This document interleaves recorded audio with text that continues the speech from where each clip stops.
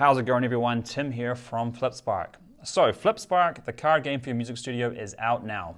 Today I'm going to walk you through what it is, why I made it, and how it might work in your studio to help with creative inspiration and finding your signature sound.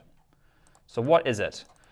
I often refer to it as a card game for the music studio, but it's not so much a game, but more of a creative tool to help you be more creative when making music.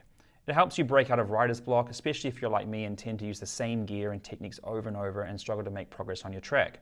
Sometimes you just need to try something different to get over that hurdle.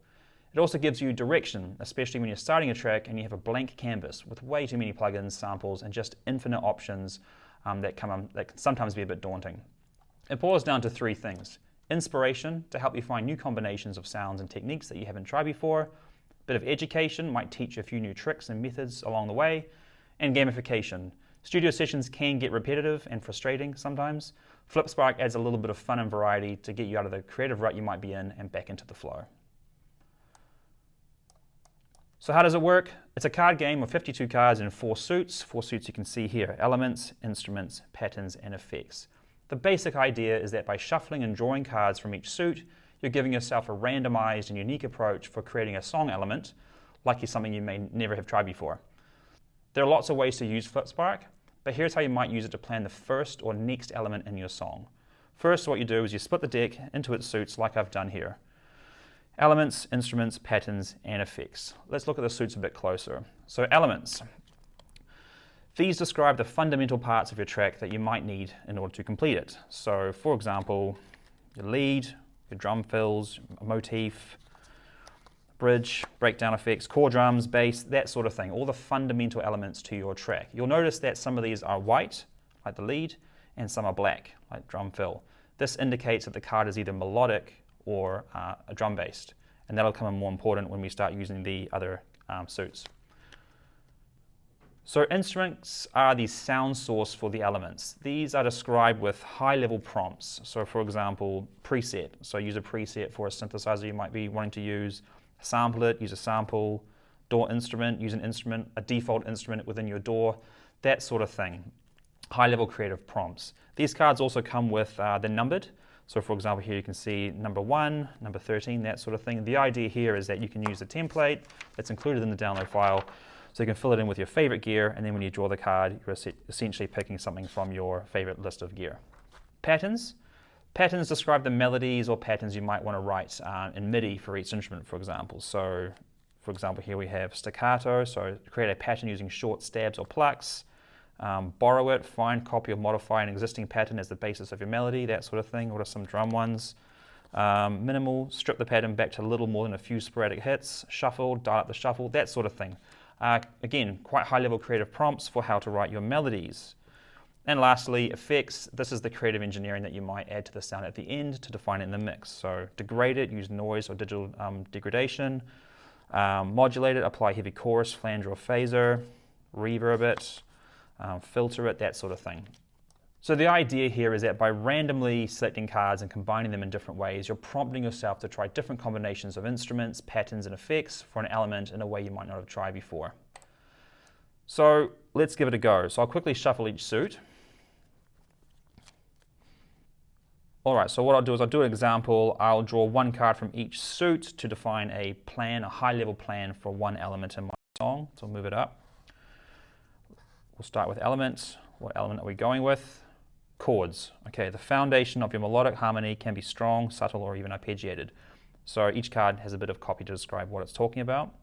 So for my chords, I'm going to use layered 2 instruments or sound sources together. So that could be a plugin or 2 plugins. It could be a plugin and a melodic loop, something like that.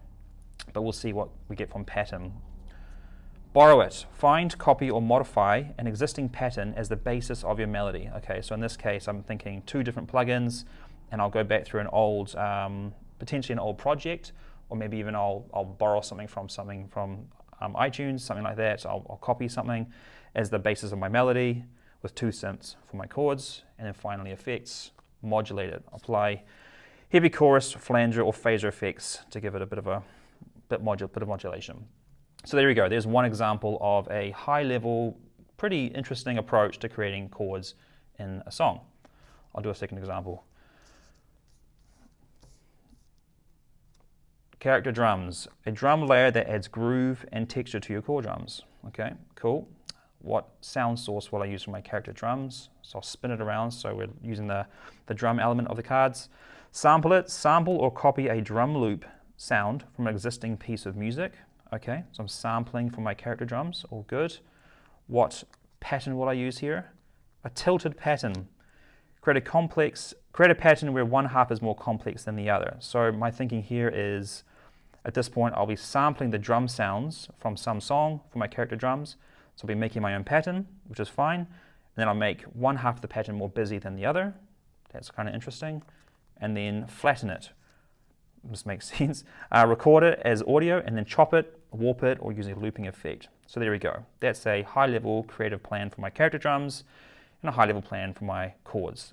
This is definitely pushing the boundaries of what I would normally do in the studio, but that is entirely the point.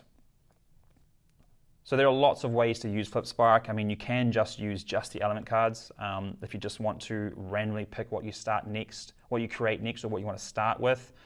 I know that the first few elements in a song that you start with dramatically shape the direction of the song, so that alone is quite interesting. You can use just the instrument cards to randomly pick an instrument. Again, quite interesting if you use just your own favorite list of gear. You don't have to use the high-level prompts. You can fill in the My Instruments template included in the download file and just refer to the number on the card, and then you're picking from your favorite gear in the studio, but hopefully picking out something maybe you haven't used in a while, which is quite cool. You can shuffle the whole deck together and broadly act on whatever you draw from the top. So if you perhaps drew an effect card or an instrument card or whatever it might be, you just act on that in context. Or perhaps you might even get a friend in the studio, make a bit of a game of it. So divide the cards, maybe give each other a time limit to apply each card, that sort of thing. Lots of different ways you can use it. So where can you get it? So Flipspark is out now and you can get it from the website at flipspark.com. Right now I'm selling this as a digital download that you can buy, download and print out yourself. You will notice that these are actually in some plastic gaming sleeves, which I'll talk about in a different video. The reason for doing a digital download is a mix of things, but partly it's to do with the economy right now in the world. The economy is a bit tight, people have a bit less money, so I thought I'd rather get this into more people's hands by charging less than by going and doing a big print run and having to charge more. It also gives me an opportunity to gauge a bit of interest and make a few tweaks before I commit to a larger batch of printed versions. And in that sense, if you are using it in the studio, please send me feedback. I'd be really curious to see how people are using this. And also a digital download does mean I can add a bit more value. I have included in the download file a whole set of blank cards, so you can go through and fill these in yourselves with your own high-level prompts, or particularly the instrument, you can actually just write your favorite instruments on the cards, which is quite cool. So you can get the digital version of Flipspark today, and I hope you enjoy it in your studio. So thanks for watching, guys. I'm really excited to finally get Flipspark out into the market, into people's hands. It's been a bit of a journey. Life got in the way a little bit there for a little bit. But if you could give this launch video a like, maybe post a comment and spread the word, that would be really helpful for the launch to raise awareness. That's it from me. Thanks for watching. See you next time.